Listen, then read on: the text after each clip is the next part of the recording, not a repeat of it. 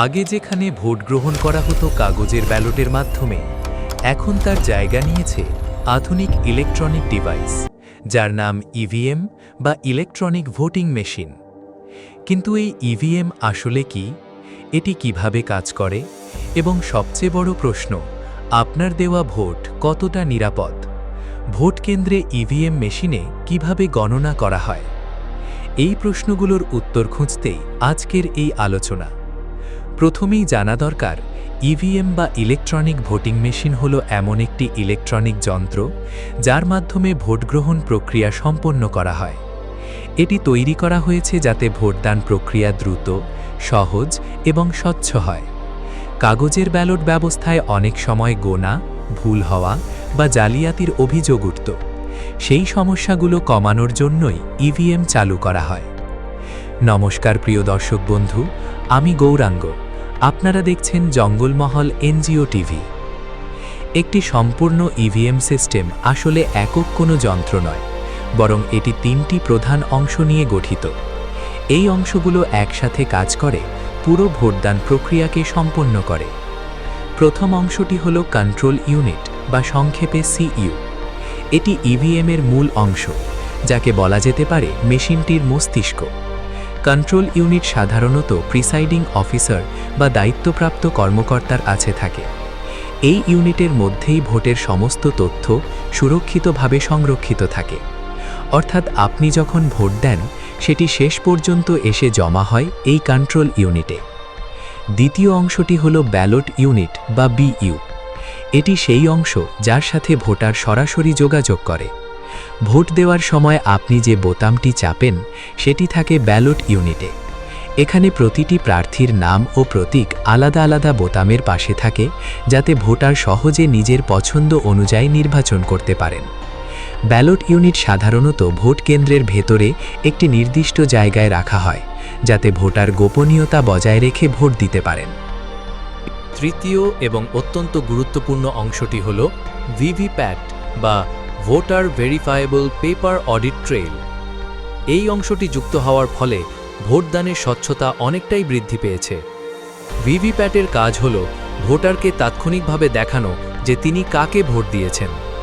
যখন একজন voter ballot ইউনিটে কোনো বোতাম চাপেন, তখন সেই তথ্যটি কন্ট্রোল ইউনিটে সংরক্ষিত হওয়ার পাশাপাশি ভিভিপ্যাটে একটি কাগজের স্লিপ আকারে প্রকাশ পায়। এই স্লিপে প্রার্থীর নাম, প্রতীক এবং সিরিয়াল নম্বর দেখা যায়। এটি সাধারণত প্রায় 7 সেকেন্ডের জন্য একটি স্বচ্ছ জানালার মাধ্যমে দেখা যায়, যাতে ভোটার নিশ্চিত হতে পারেন যে তার ভোট সঠিকভাবে নথিভুক্ত হয়েছে। এই প্রক্রিয়াটি অত্যন্ত গুরুত্বপূর্ণ, কারণ এটি ভোটারের মধ্যে আস্থা তৈরি করে। আগে অনেকেই সন্দেহ করতেন যে তারা যাকে ভোট দিচ্ছেন সেটি সঠিকভাবে রেকর্ড হচ্ছে কিনা, কিন্তু ভিভিপ্যাট সেই সন্দেহ অনেকটাই দূর করে দিয়েছে। 7 সেকেন্ড পর সেই কাগজের স্লিপটি স্বয়ংক্রিয়ভাবে কেটে যায় এবং ভিভিপ্যাট মেশিনের ভেতরে একটি সিল করা বাক্সে সংরক্ষিত থাকে। এই স্লিপগুলো পরবর্তীতে প্রয়োজনে গণনা করে মিলিয়ে দেখা যায়, যা পুরো ব্যবস্থাকে আরও স্বচ্ছ ও নির্ভরযোগ্য করে তোলে। এখন প্রশ্ন আসে, এই ভোটগুলো কোথায় এবং কিভাবে সংরক্ষণ করা হয়? ইভিএমের কন্ট্রোল ইউনিটের ভেতরে একটি বিশেষ ধরনের চিপ থাকে, যাকে বলা হয় ওয়ান টাইম প্রোগ্রামেবল বা ওটিপি চিপ। এই চিপের বিশেষত্ব হল, একবার প্রোগ্রাম করা হলে সেটিকে আর পরিবর্তন করা যায় না। অর্থাৎ ভোট একবার রেকর্ড হয়ে গেলে সেটিকে বদলানো সম্ভব নয়। এই প্রযুক্তির কারণেই ইভিএমকে অনেক বেশি নিরাপদ বলে মনে করা হয়। আরেকটি গুরুত্বপূর্ণ বিষয় হল, ইভিএম মেশিন চালানোর জন্য কোনো ইন্টারনেট সংযোগের প্রয়োজন হয় না। আজকের দিনে যখন প্রায় সব ডিভাইসই ইন্টারনেট নির্ভর, তখন ইভিএম সম্পূর্ণ ব্যতিক্রম। এটি একটি সম্পূর্ণ অফলাইন সিস্টেম। অনেকের মনে প্রশ্ন জাগে, যদি ইন্টারনেট না লাগে তাহলে মেশিনগুলো কিভাবে কাজ করে? এর উত্তর খুবই সহজ। ইভিএমের বিভিন্ন অংশ, যেমন ব্যালট ইউনিট, কন্ট্রোল ইউনিট এবং ভিভিপ্যাট, একটি নির্দিষ্ট তারের মাধ্যমে একে অপরের সাথে সংযুক্ত থাকে। এই তারের মাধ্যমেই ডেটা আদান প্রদান হয়। এখানে কোনো ওয়াইফাই, ব্লুটুথ বা অন্য কোনো বেতার প্রযুক্তি ব্যবহার করা হয় না। এই অফলাইন ব্যবস্থাই ইভিএমকে অনেকাংশে সুরক্ষিত করে তোলে, কারণ ইন্টারনেট সংযোগ থাকলে হ্যাকিং বা বাইরের আক্রমণের ঝুঁকি অনেক বেড়ে যেত। কিন্তু যেহেতু ইভিএম কোনো নেটওয়ার্কের সাথে যুক্ত নয়, তাই বাইরের কেউ দূর থেকে এটি নিয়ন্ত্রণ বা পরিবর্তন করতে পারে না। আগের অংশে আমরা ইভিএম এর গঠন, কাজ করার পদ্ধতি এবং ভিভিপ্যাটের ভূমিকা সম্পর্কে বিস্তারিতভাবে জানলাম। এখন আমরা জানব ভোট দেওয়ার পর কিভাবে এই মেশিনগুলো সংরক্ষণ করা হয়, কিভাবে ভোট গণনা হয় এবং সবচেয়ে গুরুত্বপূর্ণ, এই মেশিন কতটা নিরাপদ। ভোট গ্রহণ প্রক্রিয়া শেষ হওয়ার পর ইভিএম মেশিনগুলোর নিরাপত্তা নিশ্চিত করা হয় অত্যন্ত কঠোরভাবে। প্রতিটি ভোট কেন্দ্র থেকে ইভিএম সংগ্রহ করে একটি নির্দিষ্ট নিরাপদ স্থানে রাখা হয়, যাকে সাধারণভাবে স্ট্রং রুম বলা হয়। এই জায়গাটি থাকে বহু স্তরীয় নিরাপত্তার আওতায়। সেখানে শস্ত্র নিরাপত্তা রক্ষী থাকে এবং সার্বক্ষণিক সিসিটিভি ক্যামেরা দ্বারা নজরদারি করা হয়। সবচেয়ে গুরুত্বপূর্ণ বিষয় হল এই স্ট্রং রুমের সিসিটিভি ফুটেজ বাইরে মনিটরে দেখানো হয়, যাতে বিভিন্ন রাজনৈতিক দলের প্রতিনিধিরা সরাসরি নজর রাখতে পারেন। এর ফলে স্বচ্ছতা বজায় থাকে এবং কোনো রকম সন্দেহের সুযোগ কমে যায়। এরপর আসে ভোট গণনার দিন, যাকে আমরা কাউন্টিং ডে বলি। নির্ধারিত দিনে এই স্ট্রং রুম থেকে ইভিএম মেশিনগুলো বের করা হয়। তারপর শুরু হয় ভোট গণনার প্রক্রিয়া। ইভিএমের কন্ট্রোল ইউনিটে মূলত 3টি অংশ বা সেকশন থাকে: ballot section, candidate set section এবং রেজাল্ট সেকশন। ভোট গ্রহণের সময় ব্যালেট সেকশন ব্যবহৃত হয়। ভোট শুরুর আগে ক্যান্ডিডেট সেট সেকশনের মাধ্যমে প্রার্থীদের তালিকা সেট করা হয়।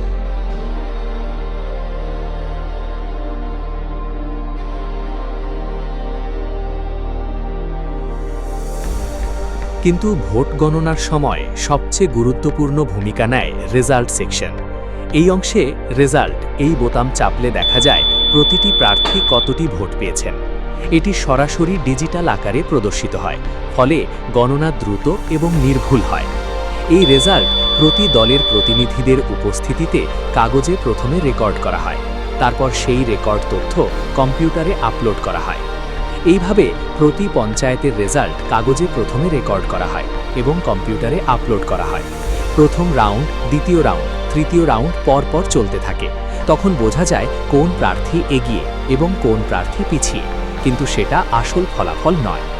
সমস্ত বুথের রেজাল্ট কম্পিউটারে আপলোড করা হলে তারপর সমস্ত রাউন্ড শেষ হয় এবং আসল রেজাল্ট জানতে পারা যায়। প্রতিটি বুথের কন্ট্রোল ইউনিট থেকে প্রাপ্ত ফলাফল একত্র করে পুরো নির্বাচনী এলাকার মোট ফলাফল নির্ধারণ করা হয়। এই প্রক্রিয়াটি খুবই দ্রুত সম্পন্ন হয়, যা কাগজের ব্যালট ব্যবস্থার তুলনায় অনেক বেশি কার্যকর। এখন প্রশ্ন হলো, এই ডিজিটাল ফলাফল কতটা নির্ভরযোগ্য? এখানেই আসে ভিভিপিএটের দ্বিতীয় গুরুত্বপূর্ণ ভূমিকা। ভোট গ্রহণের সময় ভিভিপিএটে যে কাগজের স্লিপগুলো সংরক্ষিত থাকে, সেগুলোর মধ্যে কিছু নির্দিষ্ট বুথ বেছে নিয়ে র্যান্ডামভাবে গণনা করা হয়। এই গণনাকে বলা হয় র্যান্ডাম ভিভিপিএট ভেরিফিকেশন।